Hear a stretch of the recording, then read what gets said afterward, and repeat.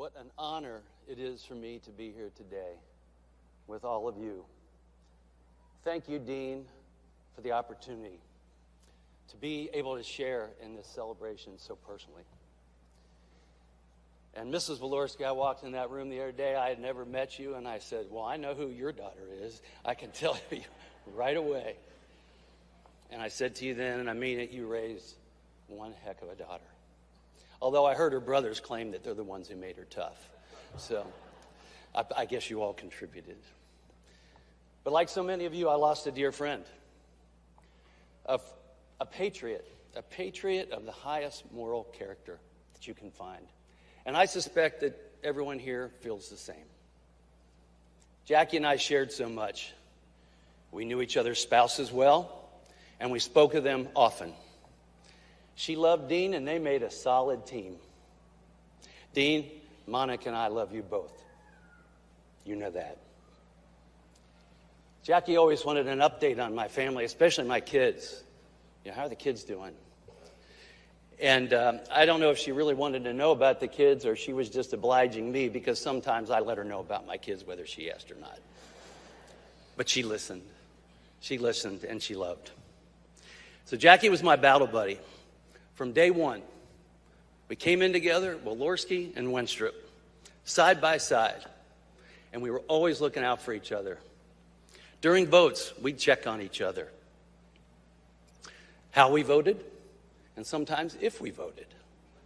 Because more than once, I could hear her say, Brad, you haven't voted yet. Quit talking.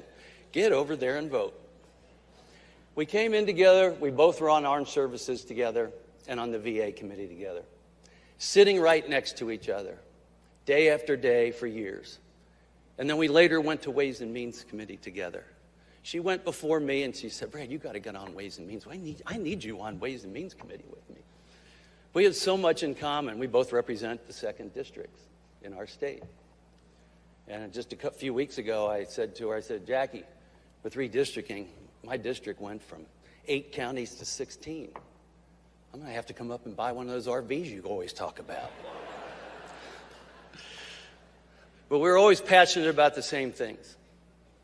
Our military, our veterans, our public servants, police and fire.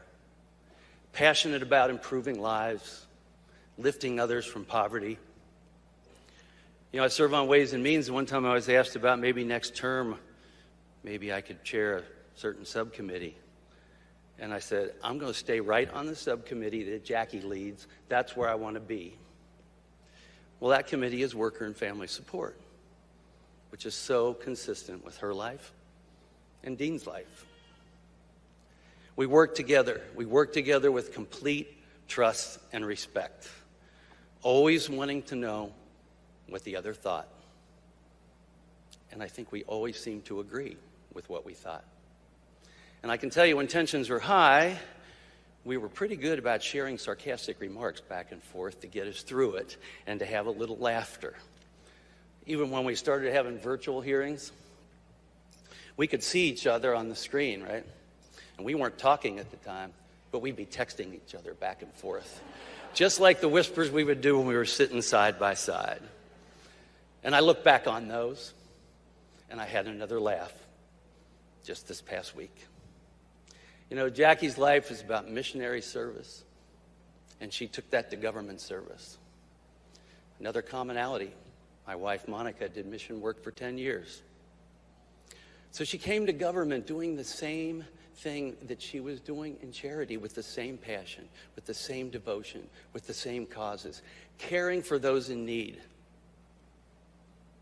with all of her virtues and values perfectly in place, and a love for God, family, and country. Jackie was a selfless servant. You've heard it said so many times, and you all know it, and that's why you're here. A selfless servant who always knew exactly the difference between right and wrong. There was never a gray area. You know, we often discussed how we can cope when we might see our nation sometimes heading in the wrong direction, at least in our opinion, and probably a lot of people's opinions sometimes. One of the things that we talked about, and got us through is it occurred to us that Christianity existed before the United States of America. And if perhaps this beautiful nation of ours, which we love so much, would someday go off the rails, Christianity will exist long after, and nothing can take that from us. Roberto Clemente, a Hall of Fame baseball player for the Pittsburgh Pirates, he died in a plane crash while on his way to Nicaragua to try and bring relief to earthquake victims there. Roberto once said, "If you have the chance to make life better for others and you fail to do so, you're wasting your time on earth." Jackie Walorski did not waste 1 minute of her time on earth. I feel a void that will never go away, whether it's looking at the empty seat next to me, looking for her name on the board to see how she voted and it's not there, or the joke I can't tell because it's an inside joke between Jackie and I that only we would get.